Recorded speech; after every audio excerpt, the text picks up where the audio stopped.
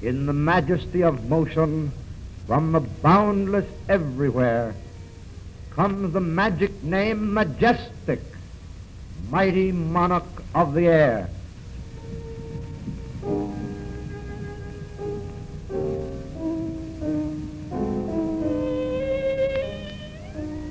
In just a few seconds, you will hear the next episode of that thrilling story, Phantom Spoilers, as related by Majestic's Master of Mystery. He is brought to you through the courtesy of the manufacturers of Majestic Radios, the receiver that by merely turning a knob silences interstation noises, thereby establishing the closest approach to static elimination yet achieved. This is just one of a score of outstanding features found in the new Majestic radios. In Majestic's many new models is the full enjoyment of radio, with a choice to meet taste and purse at lowest prices in the history of quality receivers. Before continuing with his story, Majestic's Master of Mystery has a fascinating gift offer to make. Listen. In the heart of the jungle, near the holy city of Benares in India, there grows the sacred sandalwood tree. Every high-caste Hindu places on his forehead the distinguishing mark of his caste. The chief ingredient of this caste mark is a sandalwood leaf. And what is even more interesting is the fact that for hundreds of years the sandalwood itself has been carved out by devout Hindus into swastika charms, the oldest good luck emblem known to man. When I left India, I brought away with me quite a number of these sacred swastikas carved out of sandalwood. Expert craftsmen in this country have fashioned unique replicas of these sacred swastikas, which will be equally prized by both men and women. Though far removed from the country of their origin, these sacred swastikas in sandalwood still retain the famous scent of the sandalwood tree, and they will bring to you all the romance, all the glamour and mystery that is the East. I want you to have a swastika absolutely free. You will be proud to own it, proud to display it.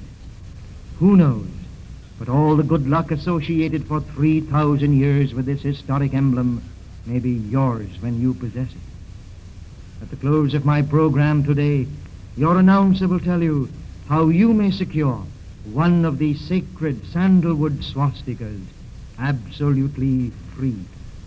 Majestic's Master of Mystery is on the trail of the murderers of his friend, Professor Andre Charlot. On board ship returning to India, he finds 3 persons involved. One of them is a mysterious woman, another is Randall Crawford, and the third is an aviator named Shora, who takes the name of James Barry. In the last episode, the ship's detective is found dead. Standing over him, knife in hand, is Randall Crawford. Now the story will be resumed by the Master of Mystery himself. I stared dumbfounded at the scene before me. Gershad lay dead in a pool of blood.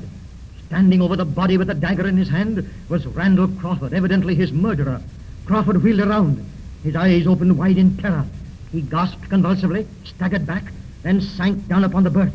The corridor was in an uproar. Doors were clattering. Questions were being hurled back and forth. Excited passengers were crowding in the doorway. At a sign from me, Captain Wilson cleared the entrance and forcibly closed the door. The doctor dropped to his knees beside the fallen man. His examination was swift, brief. It confirmed what I had seen at a glance. The French detective was dead. But why had Crawford killed him? Why? It was incredible, meaningless. My eyes jerked to where Crawford sat on the berth, his hands still clasping the bloody knife. He was staring at the dead man, dully, his lips trembling, his face a frozen mask. His attitude was as puzzling as his act had been. Snatching a crumpled towel from the rack, I crossed to where he sat and folded it about the blade. His nervous fingers opened slowly. The knife dropped into the towel. Taking care not to touch the handle, I wrapped it loosely and laid it on the upper berth. Captain Wilson made a womb towards me. Do you want me to take care of that? I shook my head. No, thank you, Captain. I'd like to examine it a little later. The captain's eyebrows raised. What for? He pointed to the body of the Frenchman. The man's dead, isn't he? His eyes shifted to Crawford. We know who killed him, don't we? He took a threatening step towards Crawford, then turned to me. I'll have to put him under arrest. You can examine him below. He broke off abruptly, started towards the door. I'll have the body removed, too. I held out a restraining arm. The body must not be disturbed, Captain. Not yet. It's most important. The captain was about to reply when there was a knock at the door. Before anyone could respond, it opened. A young man slipped into the room, closing the door quickly behind him. It was James Barry, occupant of the stateroom across the corridor. The man I knew was Chorov, the notorious war ace. His mouth dropped open in amazement when he saw the figure upon the floor. He looked at each of us in turn. By Jove, they've done it this time, haven't they? His eye caught mine apologetically. Sorry to break in like this. I heard the commotion, thought I might help. Throughout this, Crawford sat with his head buried in his hands. Barry stared at him, then swung his eyes towards me. Were they after Crawford again? It was Captain Wilson who answered. Crawford did this. Barry wheeled around. What? The captain nodded grimly, then in a few rasping sentences told what had happened. Barry turned to me, an odd expression on his face.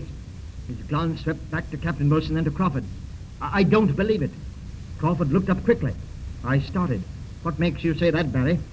Barry kept his eyes fixed on Crawford's upturned face. He spoke slowly with conviction. Well, a man who would swallow that mixture of drugs wouldn't have the strength to hold a knife, let alone plunge it into a man's body. I looked at the doctor. That had been my contention. He caught my eye, nodded, then pursed his lips. That's true, unless... I gripped his arm. Yes, doctor, unless what? He squinted at Crawford through half-closed eyes. Unless an antidote of some kind had been administered. An antidote? That was possible, of course. But how and by whom? Before I could voice the questions aloud, Captain Wilson broke in. I'm sorry, gentlemen. I'll have to take the young man in custody. I'll have him locked up for the night. You may examine him again in the morning. He strode across the room wearily to the door. He opened the door, peered on the corridor, then pressed a button. A bell sounded eerily in the distance. In a moment, we heard rapid footsteps. A steward appeared, his face paling as he took in the scene before him. The captain stepped over to Crawford, caught his arm. Crawford stood up, looked at me, then at Barry. Finally, his glance dropped to the murdered man. He shuddered visibly and shuffled towards the door. Barry walked over to him, laid a hand upon his arm, then turned to the captain. He may need help, Captain. One of us should go with him. Captain Wilson hesitated a moment, shrugged his shoulders. Oh, very well, you may, if you think it's necessary. The steward touched his cap, and the three departed. Captain Wilson and the doctor followed a moment later. Closing the door after them, I leaned against it and surveyed the small room. It was practically as I had left it an hour before. That was odd. Detective Gershard had been in that room alone with the drugged man. He had remained behind for two purposes: to keep an eye on Crawford and to find some evidence that would identify his assailants. He had been there for an hour. Yet, in most important particulars, the room had not been disturbed. The upper berth where we had found Crawford had not been touched. The glass on the dresser was in the identical spot. The position of the drawers was the same, some closed, some partly open. It was possible, of course, that Gershard had left the room and had later returned. My thoughts flashed to the alarm, the commotion that had attended my rescue after I was thrown overboard. Gershard must have heard it if he were still alive. There was but one answer. Gershard had been killed not long after I had left the stateroom. In other words, he had been dead at least 1 hour when we found Crawford standing over him with a dripping knife. Crawford could not have been the murderer. I was sure of it. Then who was? How had he been slain? I looked down again at the dead body. The Frenchman was on his back, his feet pointing towards the door where I stood. The place where Crawford had stood was to one side, a little behind the body. I bent quickly and examined the wound. It was just over the heart and slanted toward the position occupied by Crawford, the side nearest the berths. To inflict that wound, Crawford would have had to cross the room almost to the door, then turn facing the detective. Almost to the door, exactly where I stood. Only a person standing in the door could have killed Gershard. Someone in the doorway. I could reconstruct the entire scene now. The murderer had known Gershard was in that room. He had come to the door and knocked. When the door opened, he struck. After that, he had contrived to restore Crawford to consciousness, perhaps given an antidote, as the doctor had suggested. Then, by proper timing, Crawford had been placed in the position over the body in which we found him. Then, the murderer was still in the room when we entered. How then had he got away? Certainly not through the door. I glanced at the space beneath the lower berth. That was it, the panel. My case was complete. It vindicated Crawford. But whom did it convict? I was stumped. Nothing further could be done before morning. I spread a sheet over the body. Wrapping carefully, I took the knife, then made my way to my stateroom. I had not been there since the room had been rifled by the veiled woman.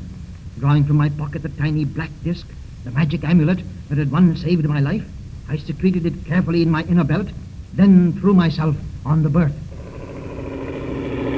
I was awakened some time later by an odd whirring noise. I sat up. There could be no mistaking it. It was an airplane flying over the ship. That was strange. We were still some hours' distance from Bombay.